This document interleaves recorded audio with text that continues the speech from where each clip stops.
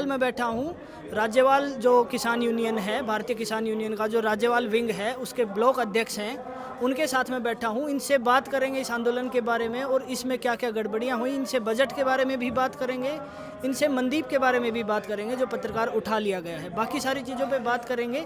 पहले इनका परिचय लेते हैं। एक बार सर आप अपना परिचय दे दीजिए पूरा। सर हमारा नाम है सतनाम सिंह तलवंडी, ब्लॉक अध्यक्ष सुल्तानपुर लोधी, कपूरथला, पंजाब, बीकेजू राज्यपाल। अच्छा, तो मुझे ये बताइए सर, फिलहाल जो तुरंत की अगर बात करें तो कल बजट आया है, उस बजट में किसानों के बारे में क्या बात की गई है? कुछ अच्छा है या ख़राब है या कुछ है ही नहीं? ये जो सर सही बात में ये जो बजट है सूट बूट वालों का बजट है, किसानों के लिए उसमें कुछ नहीं है। किसानों के लिए पिछली बार बजट रखा था 1,54,000 करोड़ रुपए का, जिसको कम करके इस बार 1,48,000 करोड़ का किया गया है। 6,000 करोड़ रुपए का कैंची लगाया गया है किसानों के ऊपर इस बार इस बजट में।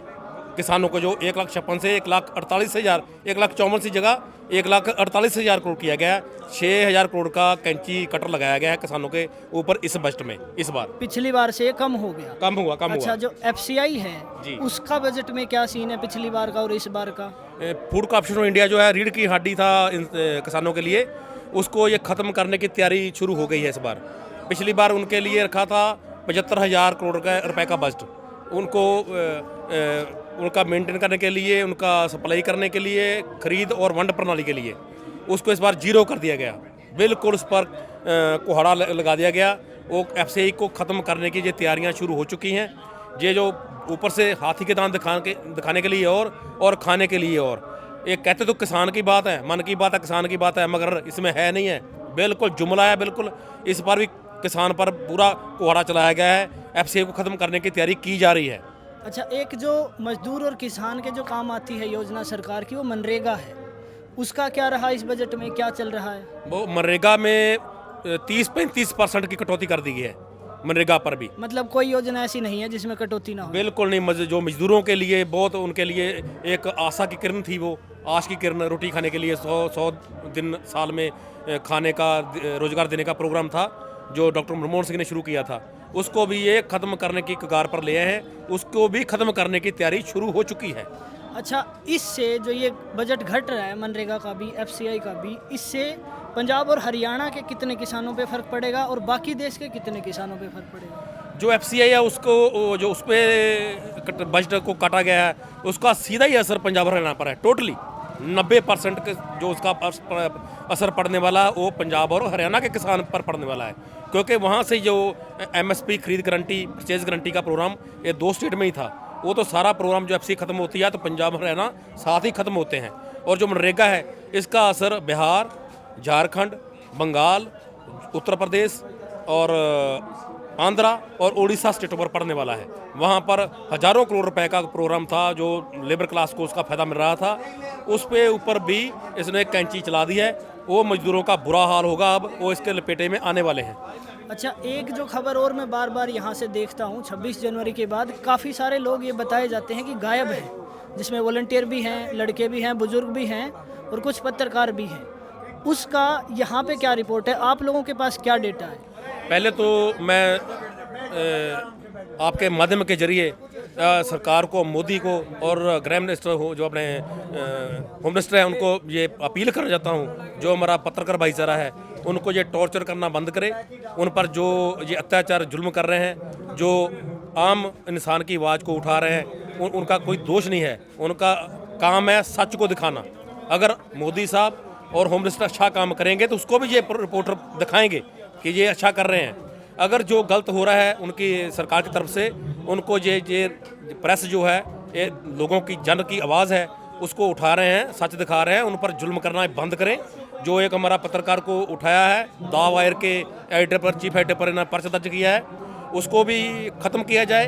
हमारा जो रिपोर्टर है, जो यहाँ रिपोर्ट कर रहा था, सच्ची बात कर रहा था, उनको रिहा किया जाए, नहीं तो उसके लिए यूनाइटेड फार्मर फ्रंट सख्त एक्शन लेगा।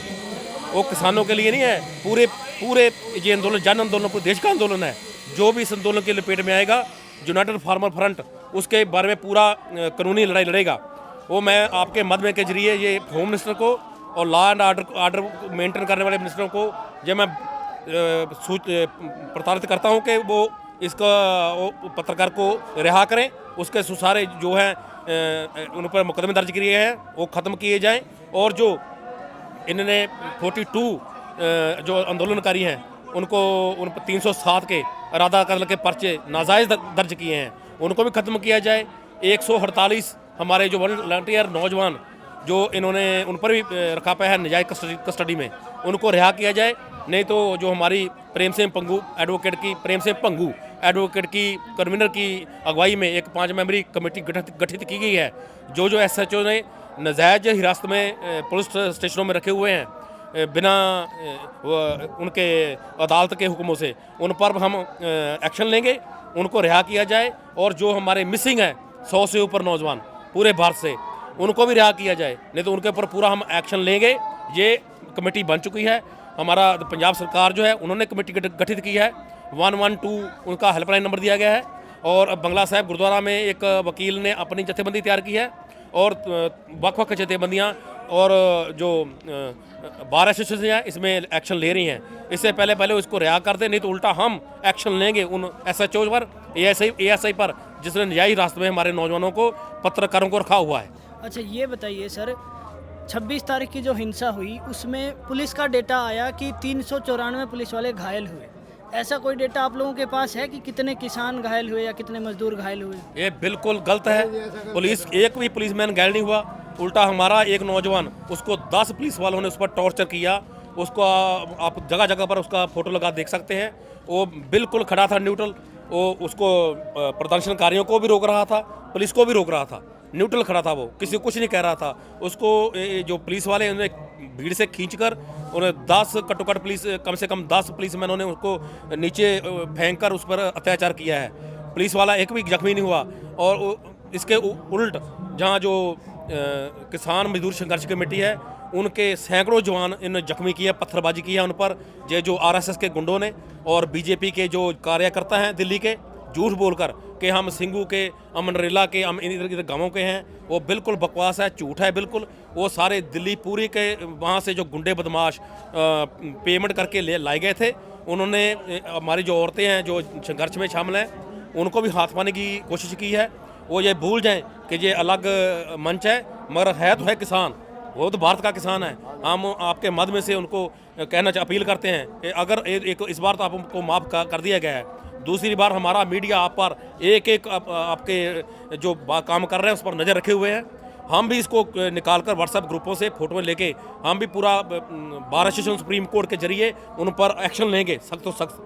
अच्छा, अभी आपने बात की मीडिया की, व्हाट्सएप ग्रुप्स की, तो इंटरनेट यहाँ पे कुछ दिन से बंद है, उसका क्या असर पड़ा कम्युनिकेशन पे बाकी बॉर्डर से, या उसका कोई फ़र्क ही नहीं पड़ा? देखो, इन जो दिल्ली गवर्नमेंट है, हरियाणा गवर्नमेंट है, यूपी गवर्नमेंट है, उनने ये आंदोलन को टॉर्चर करने के लिए, आंदोलन को ख़त्म करने के लिए, आंदोलन को दबाने के लिए अपने मन से ये काम किया है, जो बंद किया इंटरनेट। मगर ये इंटरनेट का अकेला आंदोलन पर असर नहीं है। ये में जो बच्चे घरों में पढ़ रहे हैं, जो मेडिकल की पढ़ाई कर रहे हैं, जो MBBS कर रहे हैं, BV MSc कर रहे हैं, वेटरनरी साइंस की डिग्री कर रहे हैं, जो इंजीनियरिंग लॉ का कम कोर्स कर रहे हैं, जो उनके कोरोना की वजह से घरों में पढ़ाई चल रही है, उनकी पढ़ाई बिल्कुल सरेंडर हो गई है, पढ़ाई पर पूरा असर पड़ रहा है। जो मीडिया है उस पर बुरा असर पड़ा है। जो ये जहाँ परिवार बैठे हुए हैं, इनको अपने परिवारों से राब्ता टूट गया है। इसका पूरे हर समुदाय को असर बुरा पड़ा है। इसका अकेले आंदोलन से मसला नहीं है, ये पूरे समाज के साथ जुड़ा हुआ है ये इंटरनेट। ये हमारे आपके माध्यम के जरिए हम कहना चाहते हैं सरकार को, अभी से अभी तत्कालीन इसको चालू किया जाए इंटरनेट को। अच्छा, दूसरा, मोदी जी ने 2 दिन पहले कहा, मीडिया के सामने कहा कि मैं किसानों से एक फ़ोन कॉल दूर हूँ। इस बात का क्या मतलब है? क्या इस चीज़ का कोई कम्युनिकेशन की कोशिश हुई है सरकार की तरफ से? कम्युनिकेशन की बात तो बाद में है। एक तरफ तो गुंडे भेजकर अपने किसानों पर लाठी बरसा रहे हैं, पत्थरबाजी करा रहे हैं। गाजीपुर में भी पत्थरों के ढेर लगा रखे हैं, भीड़ जाएगी तो पत्थर उठा के मारेगी। ढेर किसने लगाए? ये गवर्नमेंट के हैं गुंडे, गवर्नमेंट के जब भेजे गए वो आदमी हैं। पत्थर गिराए गए ट्रालों में से, बीजेपी पे, RSS के, और इनके जो काउंसलर हैं इनके, उनका काम है ये तो मीडिया ने दिखाया, पत्थर रखाए कुंडरे अपने टिकरी बॉर्डर पर भी। वो बात करने का माहौल, एटमॉस्फेयर ऐसा बने, वातावरण बने ऐसा बात करने के लायक। पहले तो हमारा ध्यान जो हमारे पत्रकार उठाए गए हैं, हमारे जो आंदोलनकारी जो रोडों पर, रस्तों पे आम फिरते निर्दोष को उठाया गया है, उनको टॉर्चर किया गया है, उनको बुलाया, उनसे उगलवाया जा रहा है कि आप बोलो कि हम जथेबंदी के लोग हैं, हम संयुक्त मोर्चा के आदमी हैं, हमको भेजा गया है लाल किला में। ऐसा कुछ नहीं है। लाल किला कांड जो है, इंसिडेंट है, वो भी इनका पेड़ है, वो इन्हीं के आदमी ही कराने वाले हैं, उसको इन्हीं के आदमियों ने किया है।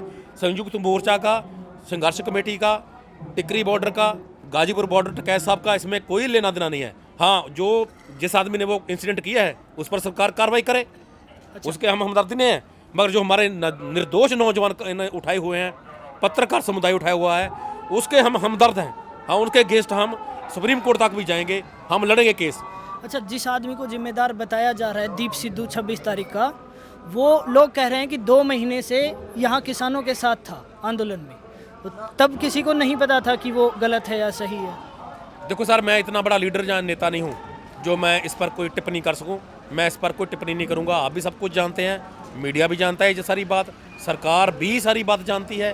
सरकार जो कर रही है, सरकार का गोलमाल है इसमें।